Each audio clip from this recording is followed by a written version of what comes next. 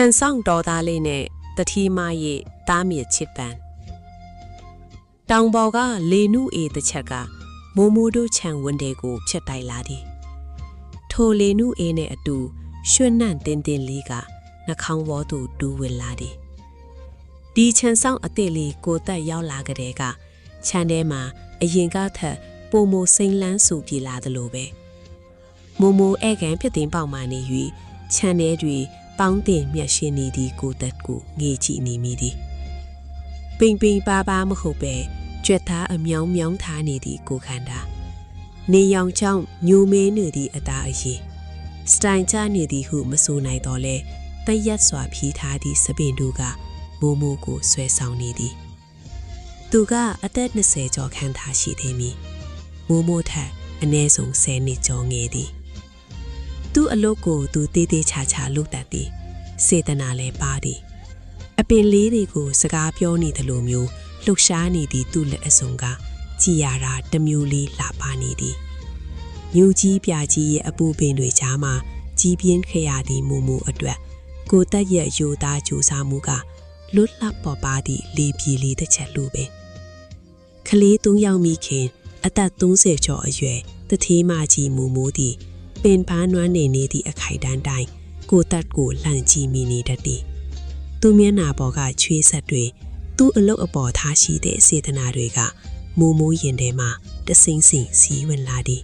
တနေ့တော့မိုးမိုးကကလေးတွေအတွက်ခြံထဲမှာမုံလို့စားဖို့ပြင်ဆင်နေသည်ပေါ်ပေါ်ပါပါဝတ်စုံနဲ့ကလေးတွေနဲ့ရောနှောဆော့ကစားနေသည့်မိုးမိုးကိုတက်ကမြင်တော့အနားကိုလာသည်မိုးမိုးရေဘာလုပ်နေတာလဲကူညီစရာရှိရင်ပြောပါနော်အော်ကိုတက်ရေမုံလို့တာပါလာနည်းနည်းကူပေးဒီနေရာလေးမှာစားပွဲပြင်ပေးရမလားဟုတ်ကဲ့မိုးခဏလေးသူ့လက်အစုံကကျွမ်းကျင်စွာပင်စားပွဲခုံကိုနေရာချလိုက်သည်ခဏကြာတော့မိုးကပန်းကန်တွေခွက်တွေယူလာသည်မိုးမလေးဘူးလားဘေးကျွန်တော်ယူသွားမယ်ရပါတယ်ကိုတက်ရေနည်းနည်းလေးပဲကိုမိုးလက်ထဲကပန်းကန်တွေကိုကိုတက်ကအတင်းယူသည်ထိုအခိုက်အတန့်မှာသူတို့လက်ဖွားတွေထိမိသွားသည်ကိုတက်ဤလက်ဖွားကကျန်းရှာသည်နှွေးထွေးနေသည်မိုးရင်ထဲတွင်တတိတ်တိတ်ခုန်သွားသည်ကိုတက်လဲမျက်နှာလေးနီလဲသွားပြီးအကြည့်လွဲသွားသည်ထိုမြင်ကွင်းကမိုးကိုပို၍ရှင်ခုန်စေသည်ထိုနေ့မှစ၍မိုးသည်ကိုတက်ကိုအရင်ကထက်ပိုမိုဆူဆိုင်ကြည့်မိနေတတ်သည်သူ့အတန်းသူ့ရဲ့တန်းသူ့လှုပ်ရှားမှုတိုင်းကမိုးဤစိတ်ထဲတွင်လှိုင်းထန်စေသည်ညဘက်ဆိုလေကိုတက်အချောင်းကိုတွေးနေမိသည်အိမ်တော်ဦးစီးခင်ဝင်းကြီးဦးစိုးမြင့်ကစီးပွားရေးလုပ်ငန်းတွေနဲ့ရှုပ်ထွေးနေသည်မိုးကိုအချိန်မပေးနိုင်တာကြာပြီအိမ်တော်ရေးကပျော်ရွှင်စရာကောက်တော့လေမိုး၏ရင်ထဲတွင်လိုအပ်နေသည့်တစုံတရာကဖြည့်ဆည်းမပေးနိုင်ခဲ့အခုကိုတယောက်လာတော့ထိုကွက်လက်ကိုဖြည့်ပေးနိုင်မဲ့သူတယောက်လိုခံစားလာရသည်တခါကမိုးကိုတက်ကိုလက်ဖရေးလာချပေးသည်သူကခြံဆောင်အိမ်လေးထဲမှာပန်အိုးလေးစီနေသည်ကိုတက်လက်ဖရေးလေးတောက်အောင်ဟုတ်ကဲ့မိုးကျေးဇူးတင်ပါတယ်သူကခေါင်းမော်ကြည့်လိုက်တော့မိုးကသူ့ကိုပြုံးပြသည်သူကလည်းအားနာစွာပြန်ပြုံးပြသည်ထိုအပြုံးကရိုသားလွန်လာပြီးမိုးဤရင်ဘက်ကိုထိုးဖောက်ဝင်ရောက်သွားသလိုပင်ကိုတက်ပင်မနေလားမပင်မပါဘူးမိုးဒီအလုပ်ကကျွန်တော်ဝါသနာပါတဲ့လို့ပါအေးတော်တယ်ကိုတက်လိုစေတနာပါတဲ့သူရှာပါတယ်မိုးစကားဆုံးမှကိုတက်ကမိုးကိုစူးစူးဆိုင်ဆိုင်ပြန်ကြည့်လာသည်ထိုအကြည့်ဒီထဲမှာယိုသိမ်းမှုလေးဆိုင်မှုတို့အပြင်တစုံတရာသောရှူရွက်ချက်တွေပါနေသည်ကိုမိုးခန်းစားမိသည်သူလည်းမိုးအပေါ်ခန်းစားချက်ရှိနေပြီလားထိုအတွေးကမိုးကိုကျေနပ်မှုတစ်ခုပေးသည်တနေ့မိုးတွင်ကာလာမိုးတွေတအားသေးနေသည်ကိုတက်ကချမ်းဆောင်အိမ်လေးထဲမှာထိုင်နေသည်မိုးကသူ့ကိုကြည့်ပြီးစိတ်မကောင်းဖြစ်လာသည်မိုးထီးတလက်ဆောင်ပြီးသူ့စီကိုလျောက်လာဖေးသည်ကိုတက်ဘာလို့နေတာလဲမိုးဘာလို့မိုးရီထဲထွက်လာတာလဲအေးပတ်လိမ့်မယ်ရတယ်ကိုတက်ရဲ့မိုးရွာထဲမှာတယောက်ထဲထိုင်နေတော့ဘာတွေတွေးနေတာလို့စိတ်ပူလို့ကျွန်တော်ဘာမှမတွေးပါဘူးမိုး